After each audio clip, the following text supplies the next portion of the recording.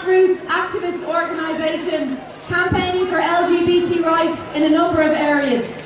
These include marriage equality, gender recognition, parenting and family rights, equality in the workplace, and we also raise awareness about a number of issues including homophobic bullying and sexual health.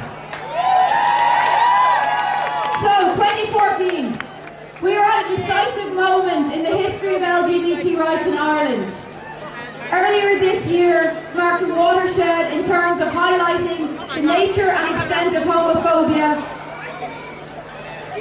RTE's censorship of Rory O'Neill's comments and the events that followed brought about a much-needed conversation about homophobia in Ireland. Later in the year we will see the introduction of gender recognition legislation, but as Sarah from Tenny has already said, the proposals by government fall short of human rights standards. On a more positive note, perhaps, in the next 12 months we will see the introduction of the Children and Family Relationships legislation and, of course, the referendum on marriage equality in 2015. We cannot afford to be complacent about this referendum. The onus is on each and every one of us to play our part.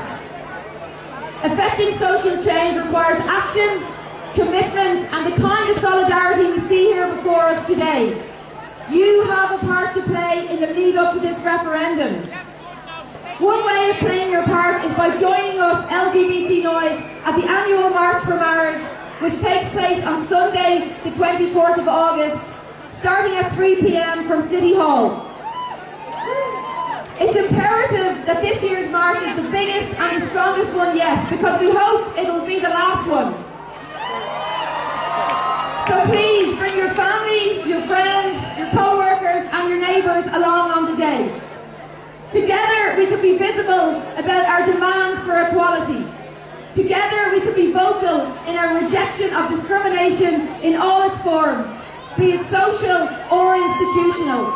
Together, as a united community at this year's March for Marriage, we can send a clear message to the Irish government and Irish society that the time has now come for our relationships to have the same recognition and protections under the law as every other Irish citizen. So I'm looking forward to seeing you all on August the 24th. Have a great day, and I'm going to hand you over to Darren O'Gorman, fellow organiser in Noise. Thank you so much. Happy Dublin Pride 2014, make some noise! Pride is a celebration of LGBT identities and the freedom to express these identities publicly. While you're celebrating today though, it's important to remember the ways that LGBT people are still being discriminated against.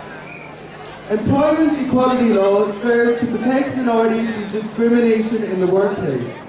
In Ireland, however, due to an exemption in the Employment Equality Act 1998 called Section 37(1), an educational or medical institution under the control of a religious body can choose to discriminate against LGBT workers.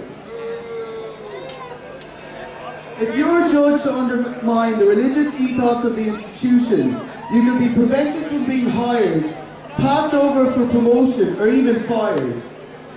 The institutions that can use this exemption are hospitals and schools, LGBT teachers and healthcare professionals, our nurses and doctors are discouraged from being openly LGBT at work for fear of being fired or passed over for promotion.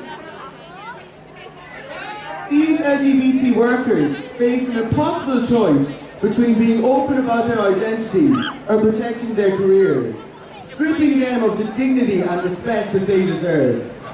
This exemption makes these employees invisible. LGBT young people are without role models in these professions as these workers worry about undermining the religious ethos of their workplace. As practically all of our schools and hospitals are under the control of a religious body, state-funded discrimination is taking place where LGBT professionals are prevented from taking jobs that they are qualified to do. The state is paying for this act of discrimination. Thankfully, we're beginning to see LGBT workers in these institutions taking the courageous step of being open about their identities at work. They are challenging this discrimination head on. These people need your support to remove this exemption and end this discrimination. Today, the Minister of Justice has pledged that the exemption will be amended. Amending this exemption does not remove the opportunity for discrimination. LBGTNoise calls for the deletion of Section 37(1) and an end to state-mandated discrimination of LGBT people in the workplace. Talk to your public representatives. Support the LGBT teachers and health professionals that you know, and end this discrimination now. I'll now pass over to Matt. Thank you and happy Pride. Happy Pride, everybody! Make some noise!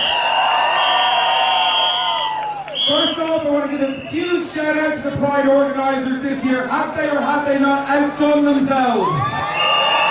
Best Pride ever!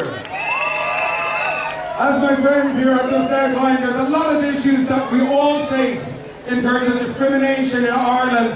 Noise, along with many of the other organisations, campaigns to see these come to an end. And so I would invite everybody here to engage with some organisation and get involved, whether it be the Pride Committee, Belong To, Marriage Equality, the NXF, Noise, whatever it is.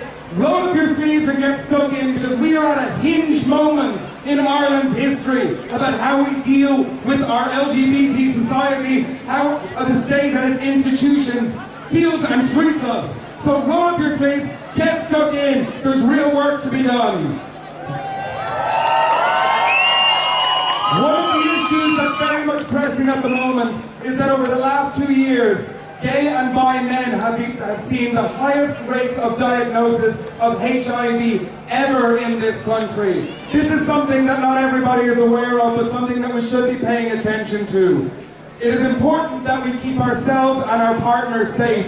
It is good to enjoy physical intimacy. It's an important part of our self-expression, but it's really important that we mind ourselves and our partners too. So everybody out there, take care. It's also really important that our government recognise that this is an issue and that it rolls out what's called rapid testing. We need to be able to get ourselves tested easily and quickly so that we know our status and that we can behave responsibly. It's coming up to the referendum, as you all know. It's going to be a very, very big year for all of us, because the referendum is more than just about the recognition of our relationships and our equal treatment before the law. It is symbolic of how our state looks at us and treats us. And it's also important, if you look at a map of Europe now, the whole of Western Europe has marriage equality. We are the last place that is white on the map, that has not been coloured pink yet. And we need to do this. We need to complete this, not just for us, not just for future LGBT people in this country, but so that we can paint the whole world pink.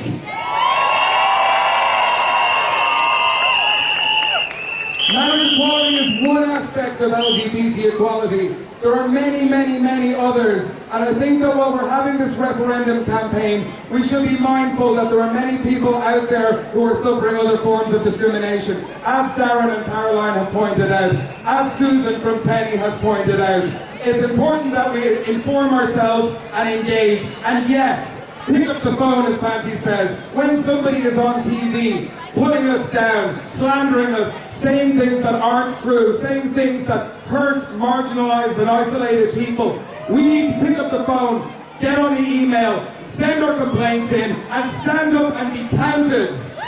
We can make a difference. We have made a difference. And we're going to continue making a difference for ourselves and for everybody else in this society. And I hope you will all stand shoulder to shoulder and see this change through. Thank you and happy Pride!